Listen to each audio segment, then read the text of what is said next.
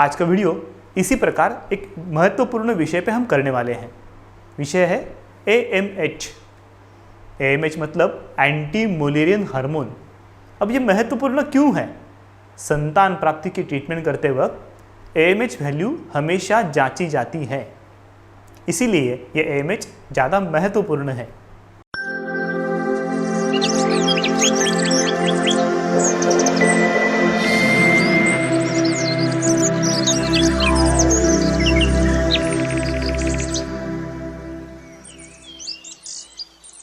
नमस्कार, मैं वैद्य विनेश चंद्रकांत नगरे श्री मावली विश्व आयुर्वेद रिसर्च सेंटर के YouTube चैनल में आप सबका सहर्ष स्वागत। स्त्रियों के आरोग्य के बारे में विविध विषयों पर हम वीडियो करते हैं। आज का वीडियो इसी प्रकार एक महत्वपूर्ण विषय पे हम करने वाले हैं। विषय है AMH। AMH मतलब एंटी मुलेरियन हार्मोन। अब ये महत्वपूर्ण क्यों है? संतान प्राप्ति की ट्रीटमेंट करते वक्त AMH वैल्यू हमेशा जांची जाती है, इसीलिए ये AMH ज़्यादा महत्वपूर्ण है। स्त्री का जब जन्म होता है तब ओवरी में सैकड़ों एग होते हैं। जब स्त्री कुमारी अवस्था में पहुंच जाती है और माहवारी शुरू होती है, तब इनमें से कुछ एग्स हर महीने डेवलप होते हैं और वो ओव्यूलेट होने के बाद माहवारी शुरू होती है। जब माहवारी में ये एग्स डेवलप होते हैं, तब एग्स डेवलप होते वक्त उन्हीं एग्स से ये AMH मतलब एंटी मुलेरियन हार्मोन का निर्माण होता है। कहाँ होता है? जब ये एग मैच्योर होने लगता है तब 5 to 8 mm उसका जब साइज होता है, उस वक्त ये AMH उससे सिक्रीट होता है, डेवलप होता है। इसीलिए AMH से ये माना जाता है कि ओवरी में एग्स डेवलप हो सकते हैं या नहीं होते हैं, और उसी का उपयोग संतान प्राप्ति के ट्रीटमेंट के वक्त एक मार्कर के अनुसार किया जाता है। AMH लेवल कब चेक करें? AMH लेवल महीने में किसी भी दिन आप चेक कर सकते हैं। बाकी सभी हार्मोन की एक विशिष्ट पद्धति है कि माहवारी के पहले दिन चेक किया जाता है, माहवारी के बाद चेक किया जाता है। लेकिन AMH ये हार्मोन अगर आपको चेक करना है तो महीने में किसी भी वक्त ये कर सकते हैं, क्योंकि ये स्टेबल रहता है हर महीने में। अब AMH वैल्यू कैसे वेरी होती है, तो कैसे बदलती है? ये तो एक उम्र के हिसाब से बदलती है, या तो कोई शरीर में प्रॉब्लम होता है बायोलॉजिकल, तो उसके अनुसार बदलती है। एक चार्ट में आपको दिखाता हूँ कि उसमें नेचुरल नॉर्मल वैल्यू उम्र के अनुसार कैसे होती है। AMH वैल्यू दो प्रकार से तकलीफ दे सकती है जब हम संतान प्राप्ति का विचार करते हैं। एक है हाई AMH वैल्यू, जिसमें AMH का प्रमाण बहुत ज़्यादा बढ़ता रहता है। यह कब होता है?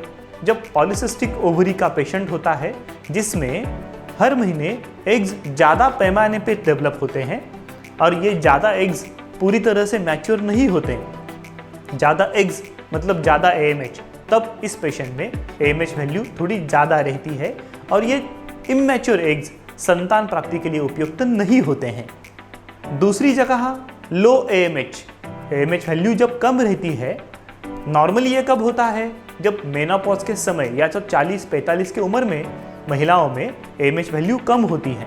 लेकिन अगर संतान प्राप्ति का हम विषय करें तो लो AMH वैल्यू तभी होती है जब ओवरी में एग्स मैच्योर होने की जो प्रमाण होता है, उसकी जो क्वांटिटी होती है वो कम होती है, या तो DOR मतलब डिमिनिश्ड ओवरियन रिजर्व, ओवरी में जो स्टॉक है एग्स का वो कम हो जाता है, एंट्रल फॉलिकल काउंट कम होता है, तब AMH कम दिखता है।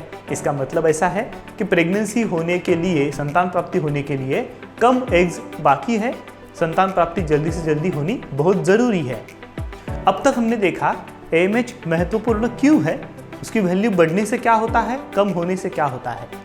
अब इसका हम संबंध आयुर्वेद के अनुसार देखेंगे। आयुर्वेद में कहा गया है आर्तवम आग्नेयम, मतलब स्त्री बीज अग्नि स्वरूप होता है। अगर AMH कम या ज़्यादा है, संतान प्राप्ति के लिए महत्वपूर्ण है, तो वो अच्छी तरह से मैच्योर होना चाहिए, ओव्यूलेट होना चाहिए, उसकी क्वालिटी अच्छी होनी चाहिए ताकि संतान प्राप्ति हो, गर्भ का निर्माण हो। आर्तवम अग्नियम, इस कंसेप्ट को लेकर हम क्या सोच करते हैं? शरीर में 3 प्रकार का अग्नि होता है। सबसे पहला होता है जठराग्नि, जो स्थूल प्रकार का हमको मालूम पड़ता है स्थूल रूप से इसलिए जठराग्नि जो अतड़ियों में होता है, खाना खाने के बाद जो पाचन होता है वो जठराग्नि से होता है। दूसरा अग्नि, जब जठराग्नि से पचन होके आहार रस की उत्पत्ति होती है तो आहार रस धातुओं की तरफ जाता है। 7 धातु हैं, पानी यानी कि रस धातु, खून यानी कि रक्त धातु, मांस धातु, मेद धातु, अस्थि धातु, मज्जा धातु और आखिरी का शुक्र धातु। 7 धातुओं में जो पाचन होता है वो होता है धातु अग्नि से, धातु अग्नि से। इसको हम सूक्ष्म अग्नि कहते हैं। पहला है स्थूल अग्नि, दूसरा है सूक्ष्म अग्नि और तीसरा सूक्ष्माति सूक्ष्म अग्नि जो होता है आर्तवाग्नि यानी कि स्त्री बीज का खुद का अग्नि जो प्रोसेसिंग पावर है। अगर तीनों अग्नि ठीक तरीके से काम करते हैं तब जाके बीज अच्छी तरह से मैच्योर होगा, उसकी क्वालिटी अच्छी होगी, गर्भ का निर्माण अच्छा होगा और संतान प्राप्ति ठीक से होगी। इसीलिए AMH हाई या लो हो तब इसका परिणाम शरीर के व्याधि से या शरीर के परिणाम से जुड़ा जाता है। अगर हमारा खाना पीना, रहन सहन, मानसिक स्वास्थ्य ठीक है तो AMH लेवल नॉर्मल रहती है। अगर वो ठीक नहीं है तो बायोलॉजिकल मार्कर बदल जाते हैं, शरीर में AMH वैल्यू बदल जाती है। ऐसा बहुत सारे पेशेंट में दिख जाता है।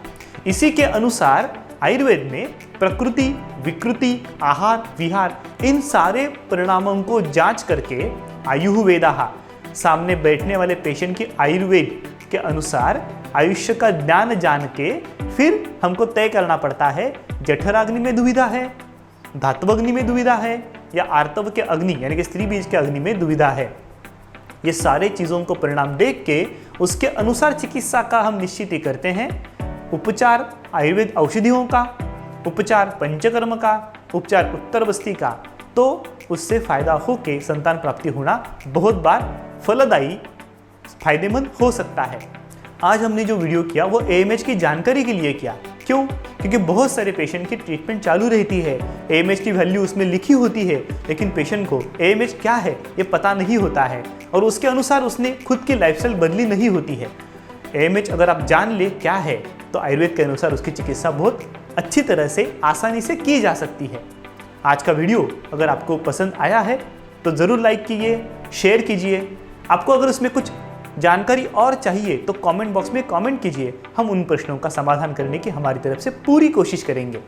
आज तक अगर आपने हमारा चैनल सब्सक्राइब नहीं किया है तो ज़रूर सब्सक्राइब कीजिए। सब्सक्राइब करने के बाद आगे एक बेल आइकन का बटन आएगा, उस पर ज़रूर क्लिक कीजिए ताकि ऐसे और भी जो वीडियो हम बनाने वाले हैं उसके नोटिफिकेशन आपको ज़रूर मिल सके और सबसे पहले आप वो देख सकें। धन्यवाद।